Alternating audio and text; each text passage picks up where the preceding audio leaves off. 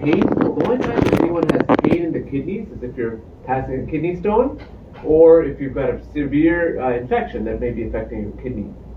But for the most part, most of my patients who have chronic kidney disease, it's not necessarily painful. It's just as time, the kidneys don't work as well, and we'll use some laboratories to assess how their kidneys are doing, and I can tell them their kidneys may not be working well enough, and we'll talk about what the treatment options are. Sometimes people are born with only one kidney, and that's normal too, and then as you probably have heard, you can donate one of your kidneys to someone who needs it and live just fine with one kidney. Those people who do have only one kidney do need to be a little bit more vigilant about their diet and lifestyle, because essentially they only have one kidney and they don't want to have diabetes or high blood pressure or other problems causing any damage on that kidney. So how do you diagnose kidney disease? The most common way to do it is what's called a GFR, which is a glomerular filtration rate. It's a blood test.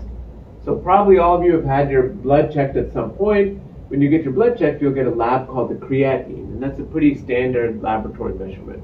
The creatinine gets put into a formula with your age and your gender, and that gives you what's called the GFR. And the GFR is, think of it like a percentage. 100% is normal, down to 0% is almost nothing. So the higher the percentage is, that's the better your kidney is. Typically, in addition to the blood test, you can get a urine sample, and for us, we look for mainly blood or protein in the urine. If you have blood and protein in the urine, that's often a sign that your kidney is not working as well, and it's causing blood or protein to land up in the urine. Then the last thing is an ultrasound of the kidneys, and you can see there that's a kidney that has all these little balls on it, which are cysts. The ultrasound tells you how the kidneys are looking. It's kind of like looking at a house from the outside. It may look totally beautiful, but the inside may not be working as well, and that's why we need the blood and the urine test to help us diagnose. So most of my patients really need all three of these to diagnose kidney disease, because some people may have a lot of cysts in the kidney, but it may be working fine. Other people have pretty severe kidney damage, so it may look okay from the outside. And then some patients just have blood or protein in the urine, which is another kind of kidney disease. Kidney disease is pretty common, so 14% of the adult population, so more people have kidney disease than diabetes. And when I say that, a lot of people are a little bit shocked, because you hear of diabetes all the time, but you really don't hear as much as kidney disease. Kidney disease is expensive. So did you know Medicare spends about 10% of the budget, and all the Medicare budget goes towards kidney disease. And less than 1% of people actually use that, because it's primarily going to pay for things like dialysis and transplant and other complications of kidney disease. So it's something that if we can try and prevent it, it's going to be better not just for all of our patients and all of our health, but of course better because we're going to be able to use some of the money that we spend on Medicare a little bit better and more wiser. Who develops kidney disease? The most common patients that I see, about 60% are people with diabetes. So type 2 diabetes and type 1 of course, but type 2 is more prevalent now because it's associated with obesity and the metabolic syndrome. Type 2 diabetes can affect the kidneys. Typically patients with diabetes have kidney disease, nerve disease, and eye disease. Those are the three most common organs that diabetes will affect. High blood pressure can also cause it, certainly obesity, cardiovascular disease, but then there's a lot of patients who develop kidney disease for other reasons. They have autoimmune diseases, which means their body's attacking the kidney, or they may have lupus, or they have other diseases that are systemic that just cause kidney damage, wear, and tear. And the biggest thing is it can progress silently to the advanced stages. So a lot of patients that come see me for clinic, they have no clue that they have kidney disease. They've gotten a blood test or urine test, and their doctor says, hey, you have kidney disease, you need to see a nephrologist.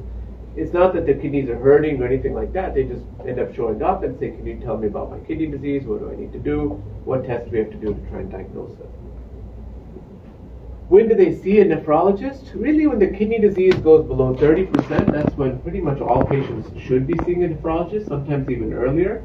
If they have blood or protein in the urine, we talked about that, deterioration, abnormal structure by ultrasound, and then difficult to control high blood pressure. Most internal medicine doctors or primary care doctors will say that the kidneys are primarily responsible for blood pressure. So anybody who has high blood pressure probably needs to be followed, especially if it's difficult to control, it should be followed by a nephrologist, because oftentimes that's where the source of the blood pressure is. The kidneys eliminate salt and water in our body, and if you're not eliminating that, that's what typically will cause your blood pressure to go high.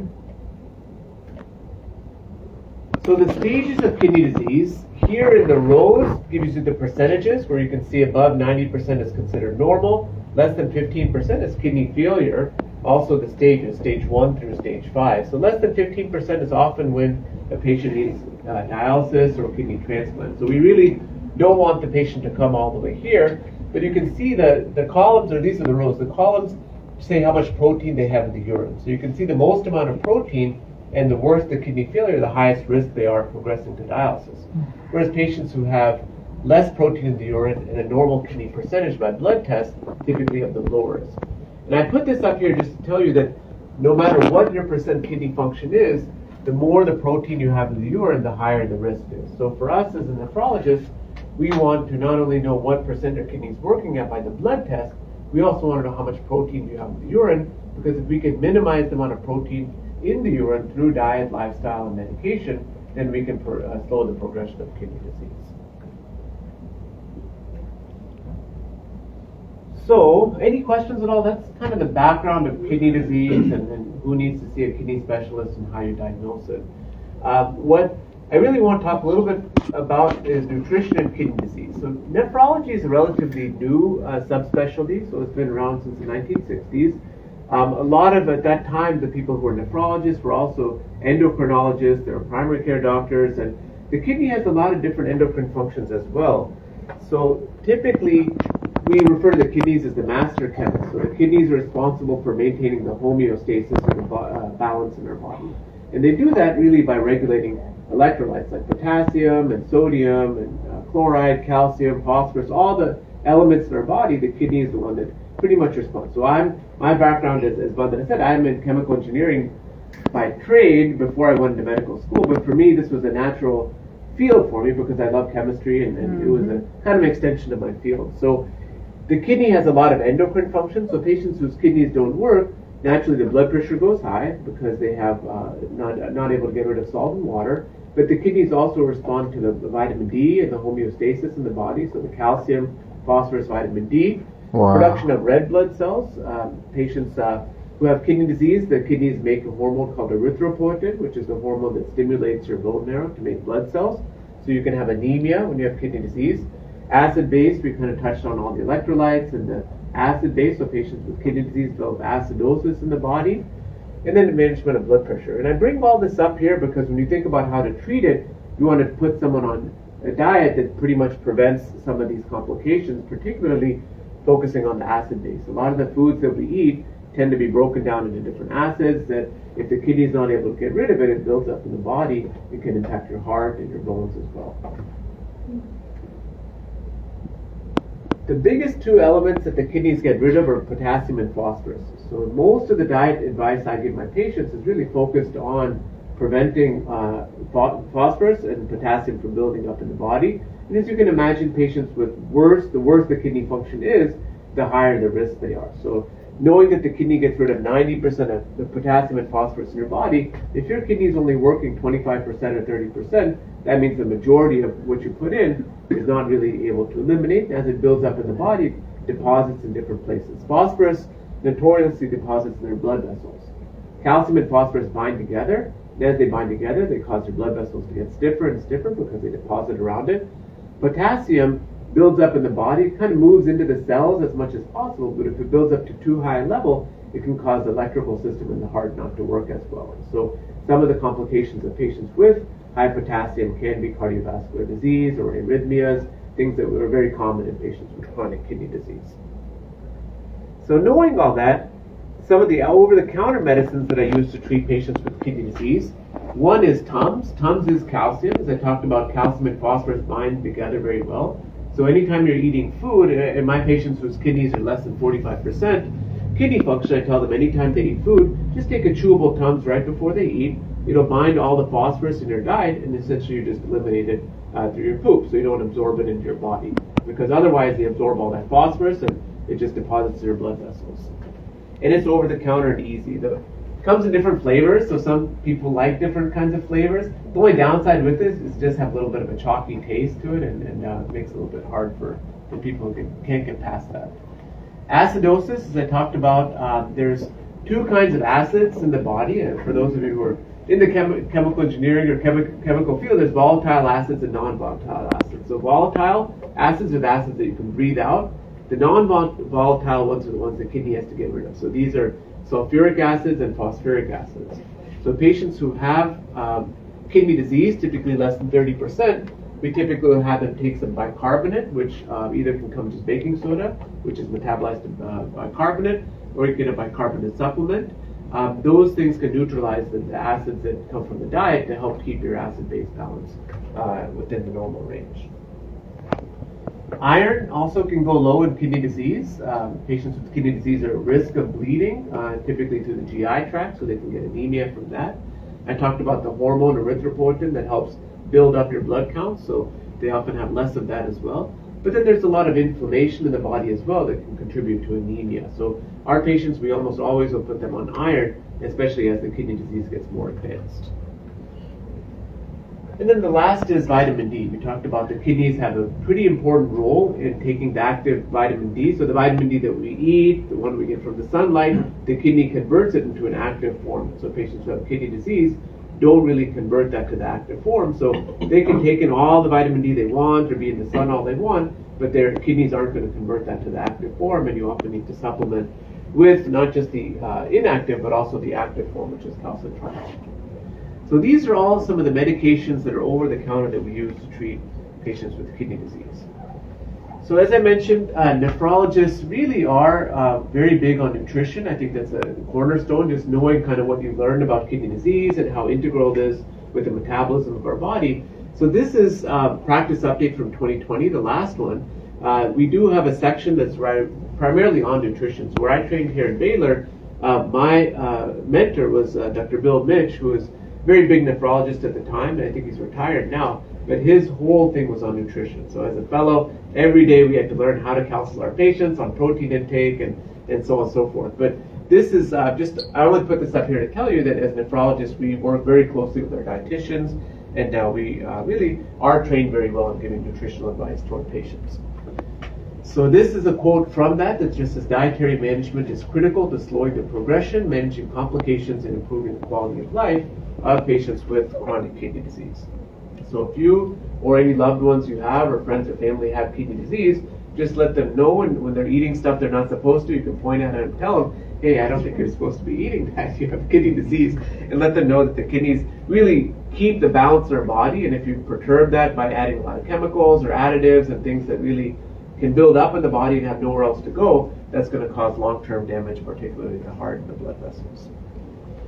So this is the basic principle that I tell almost all my patients. Lifestyle medicine is all about the different pillars of lifestyle medicine. So nutrition, of course, is one, but certainly lifestyle exercise, healthy sleep habits, stress reduction, all that play a role. Stress, the more stressed you are, builds adrenaline in the body. Adrenaline over time can lead to more wear and tear, can lead the blood pressure up a little bit high. So stress reduction is important. I'll talk about exercise later on.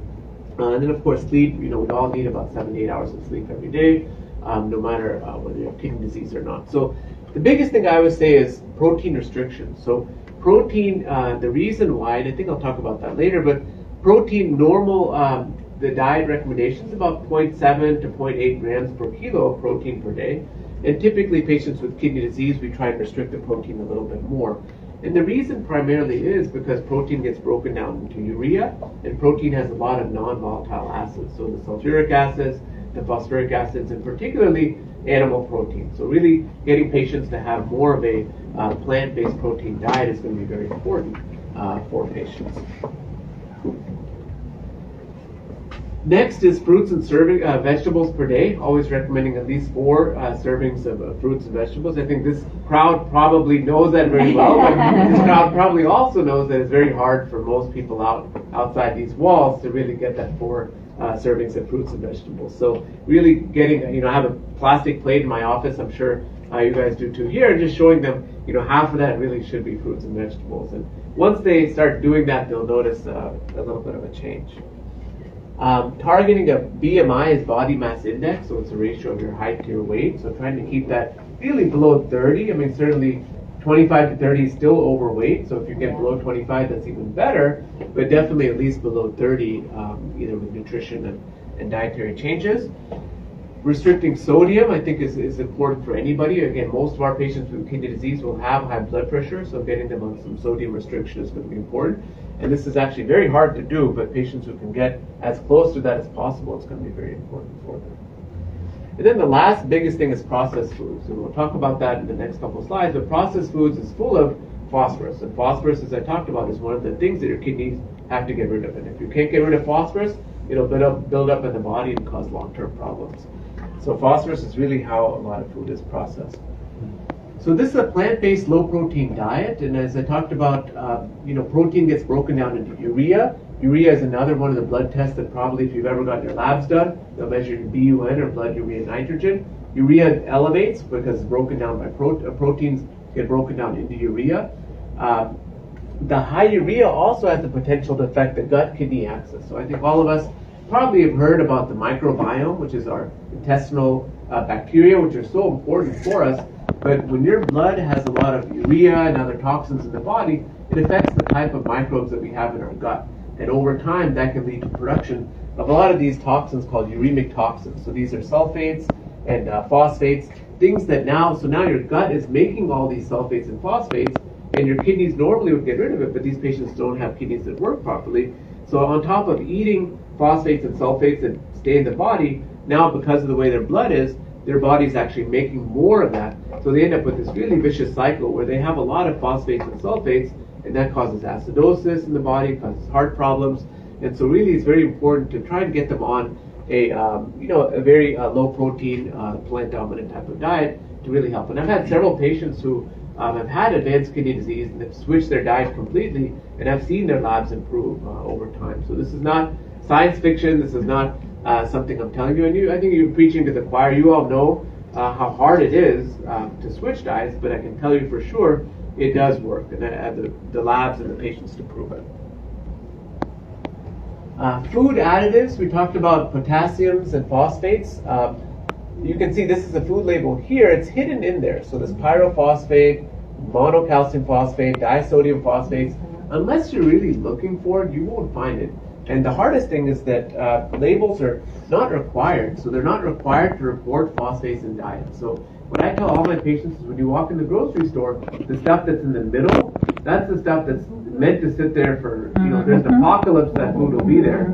That food is full of phosphates. That's how they preserve the food. That's how they make it last for a long time. You need to be shopping around the edges, stuff that's going to go bad.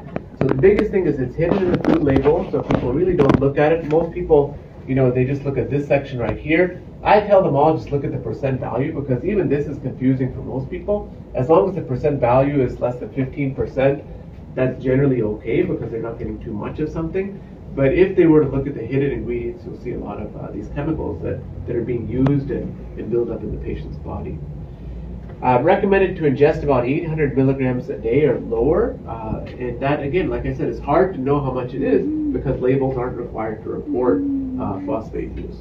An example of this is a dialysis patient. So patients who are on dialysis treatments, especially if they're doing hemodialysis, which is blood-based dialysis, they go to a center 3 times a week. The blood runs through a machine, it cleans it out, only removes 800 milligrams with each treatment. So you can imagine that a patient who's on dialysis, 3 days a week they're going and they're removing their dietary phosphate. But then those other 4 days, all the phosphate they eat, which is really ubiquitous, builds up in the body to a very high level. So patients with kidney failure who can't get rid of phosphorus, and particularly those on dialysis, tend to have a really tough time in keeping the phosphate balance. The other big thing that's probably the most important is inorganic phosphorus. So just like not all protein is created equal, there's the plant-based, animal, and so on and so forth. Phosphorus is the same. There's plant-based phosphorus that comes normally from our beans, our dairy products have a lot of phosphorus, milk.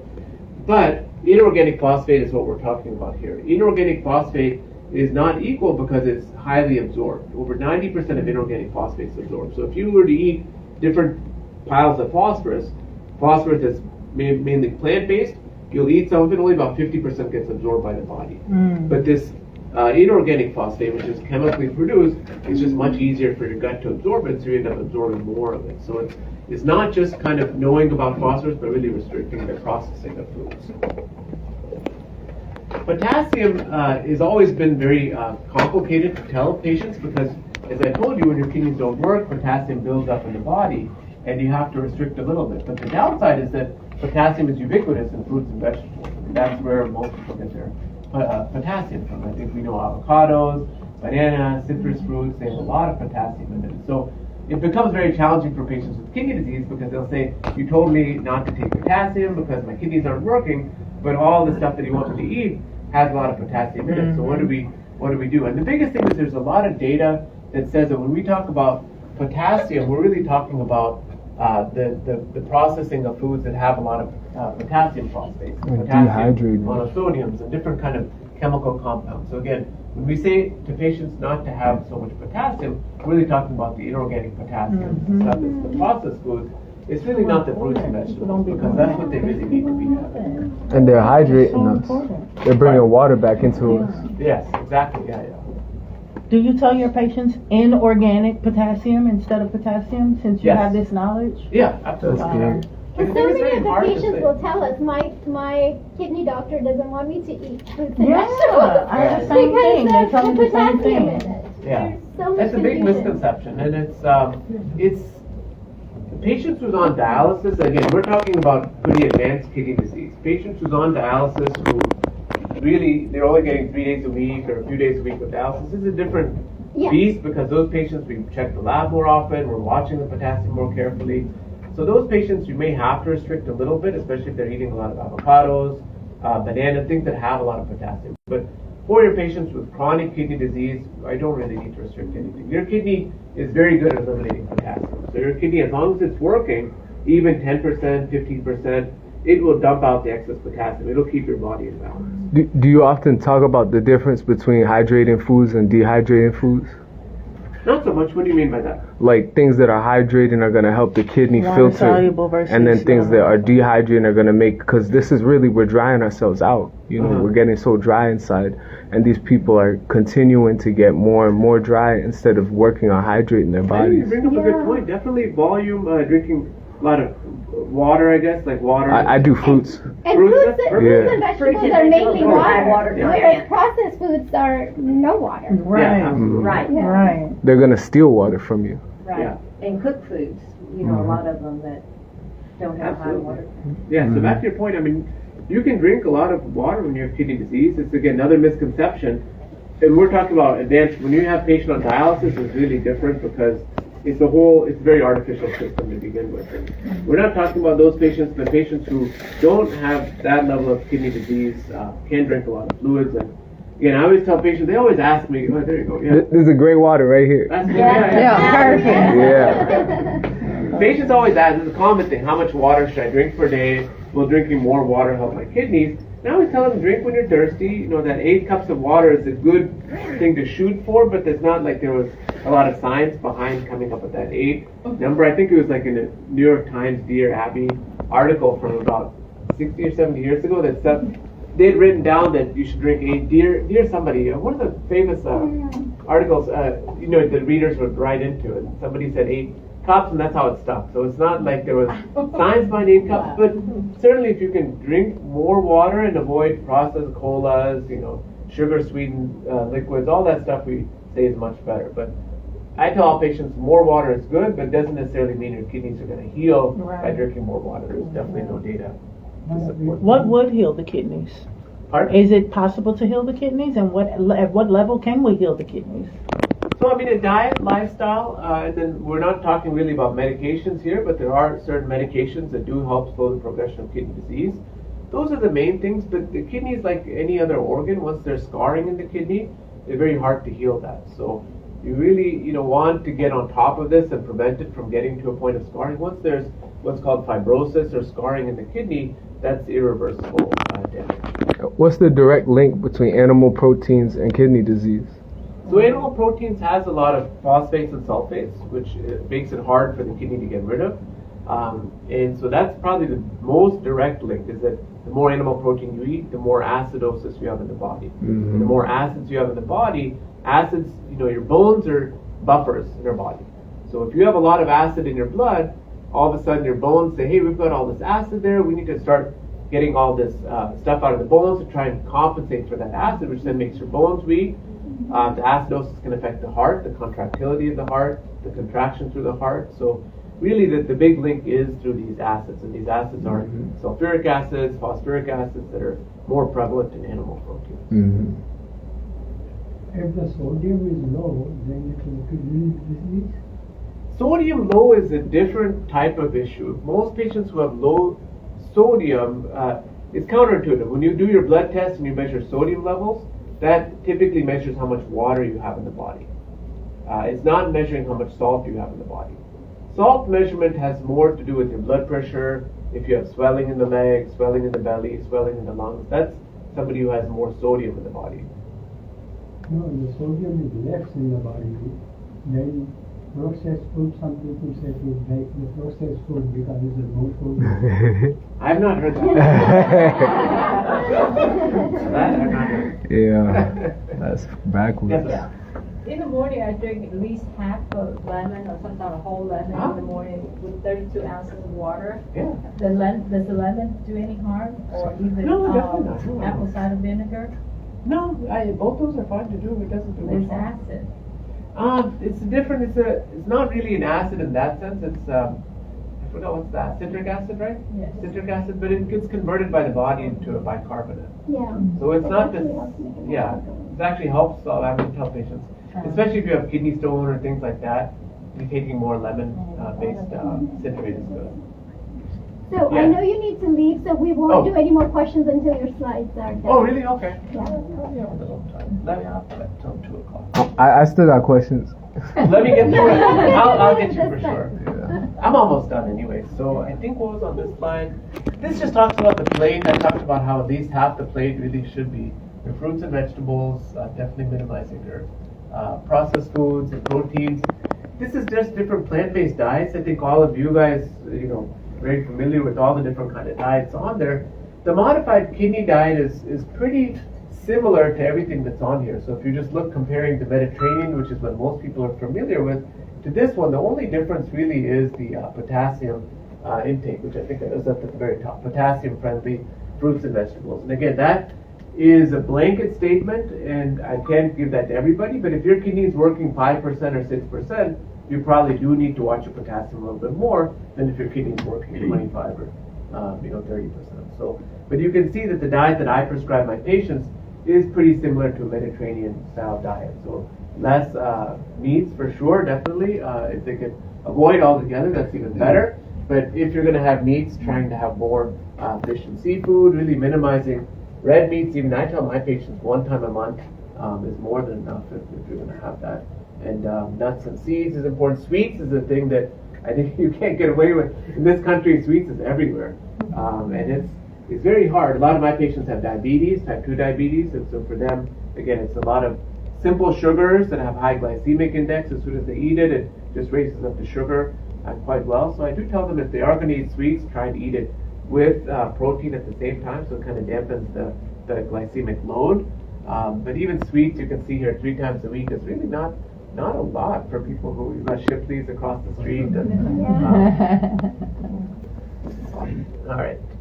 Fiber is also very important. I think you all probably have heard before, but at least 30 grams of fiber per day. I think most people in this country, they say 10 to 15 grams is what the average fiber intake is. So a lot of vegetables. Of course, you can see here a lot of phosphorus. Fiber, beans, whole grains. That can help as well. But fiber really just helps keep things moving, and especially for your gut health. We talked earlier about the gut-kidney axis. So a healthy gut is less sulfates and chemicals that are being produced that can overall cause more problems.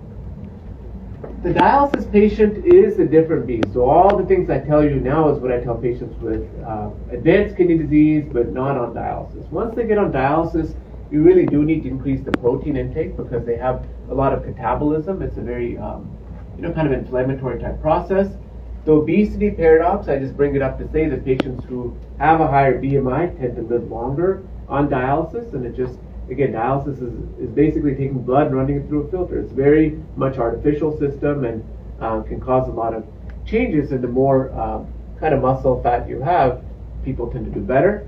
Fluid restriction, we talked a lot about drinking water, but if you're on dialysis, you really can't drink a lot because your kidneys aren't getting rid of anything. So pretty much from Monday to Wednesday, everything you put in your body is just going to stay there until the machine takes it out.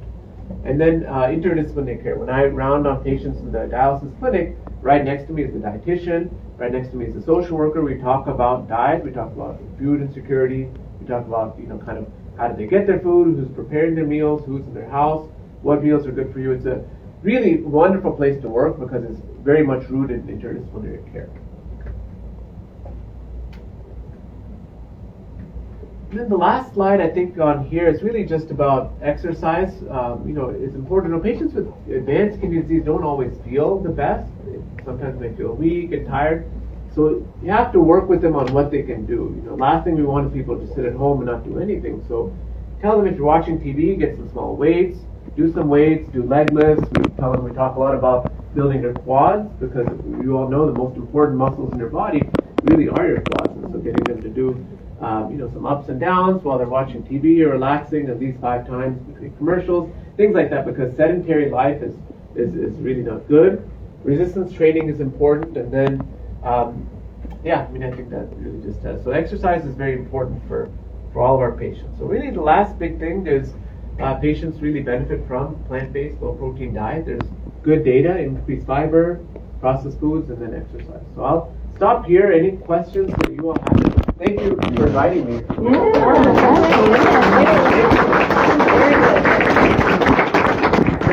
The question I have is, as a doctor, why is it that the medical industry isn't doing serious work to teach people about nutrition?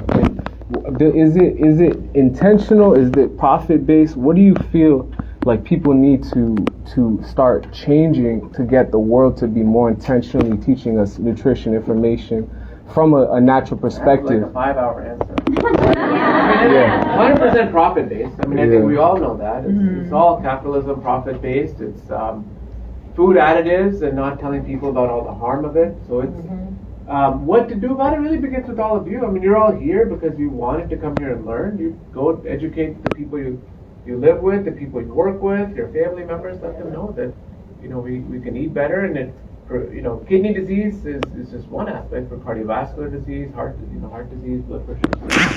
It's very complicated, as I think all of you can imagine. Are there doctors like you that do social activism in Houston?